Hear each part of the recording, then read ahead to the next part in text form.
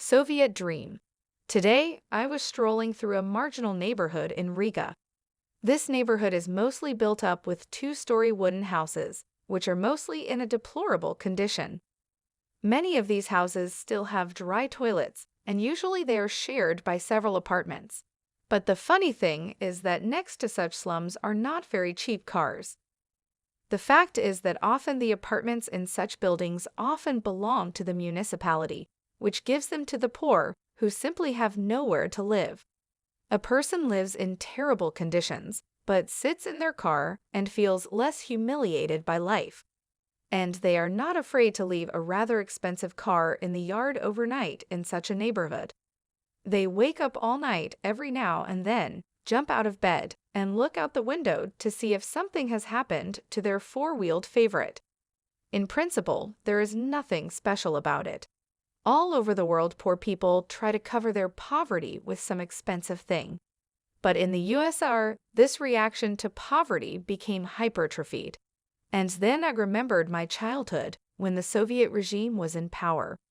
Long queues in stores, apartments full of different sections, closets, mezzanines, and all this is full of various stocks, which were also stored in the basements of apartment buildings.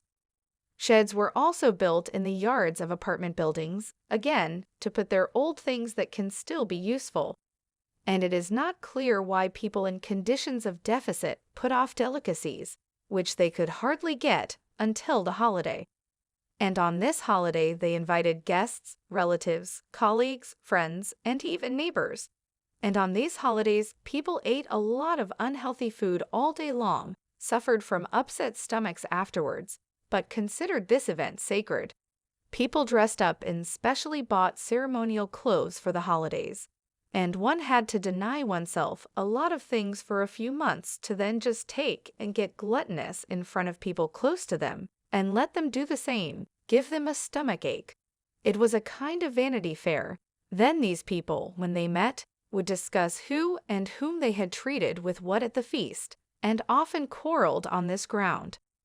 I remember in Norway, I often communicated with my uncle's friend, who was earning very good money there, but on principle did not spend money on food, stole it at work, brought canned food from Latvia and many other things, and buying clothes or anything else in hated Norway, from which he never wanted to leave, was out of the question.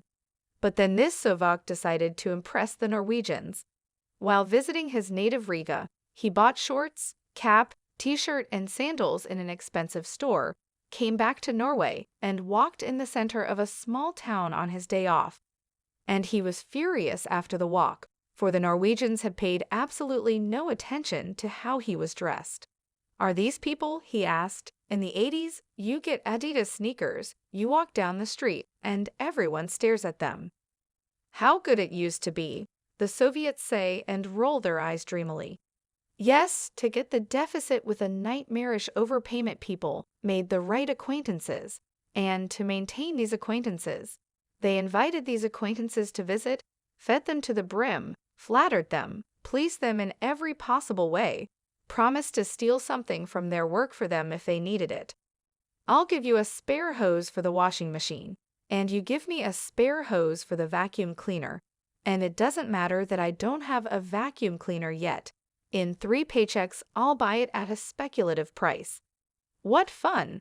People socialized with each other, went to visit each other, or they stood in line to get into a restaurant, paid 3 rubles for entry, a ruble to the doorman, and then drank alcohol diluted with water, ate food that was a week old, and everything was not refilled, not finished.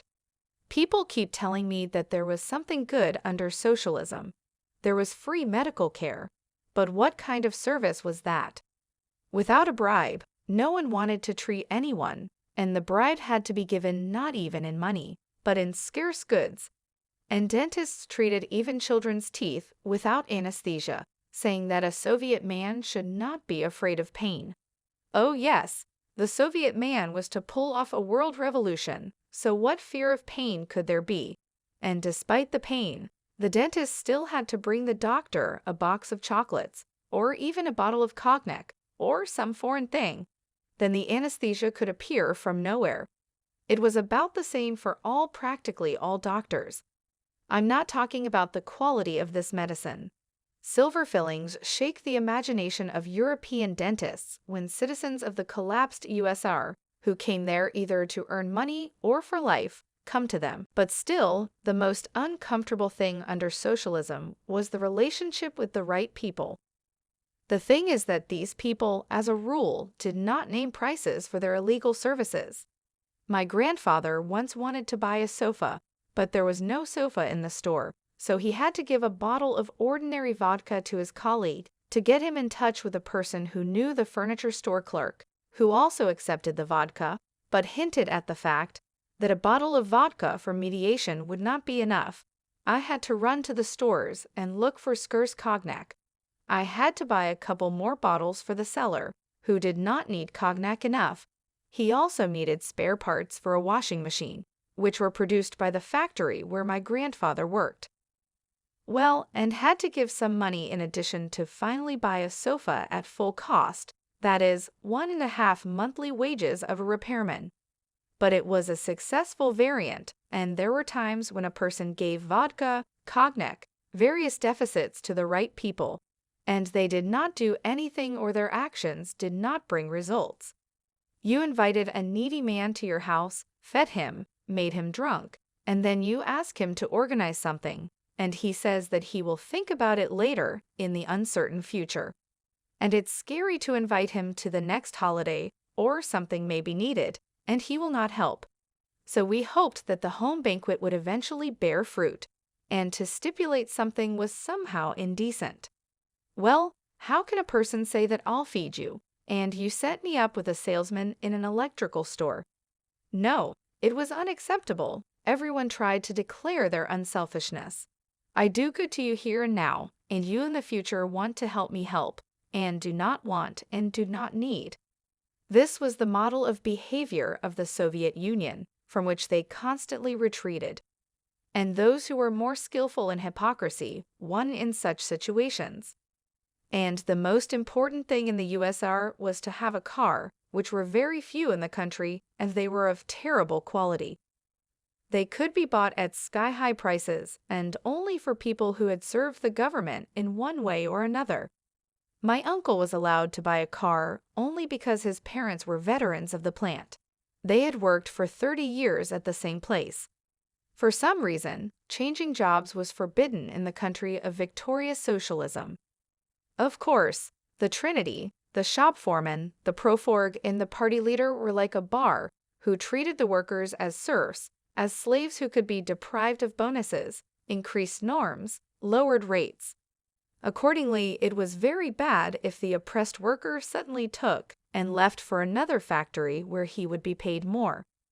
Then he could not give his labor book, threaten him with dismissal under a bad article, which was a wolf's ticket. And the main thing is that the worker would not get the title of a veteran of the plant, and would not be given the opportunity to buy a car of terrible quality with the money accumulated over decades. And to the car it was necessary to buy a garage, where you can still store compotes, pickles, various preparations, a spare toilet. There was a pit in the garage, so that the owner of the car could fix his own hands to repair his pet. And then in the car service to hand it over will hardly work, if only by a very good acquaintance, for a bribe, a lot of money, and still have to stand in line for a long time. And here neighbors on garages will help with advice. Maybe someone will give up the detail for an acceptable price, after drinking a couple of bottles of vodka together. And some citizens had garages in the absence of cars and any probability of acquiring one. Many citizens did not drive cars in the snow season, saving them for their grandchildren. And so the empire of evil, or rather the empire of stupidity, collapsed under the weight of its economic problems. Workers who produced goods no one needed were left without work. At first, they tried to produce something artisanal method or trade Chinese consumer goods in the markets, then slowly began to leave to do black work in more developed countries.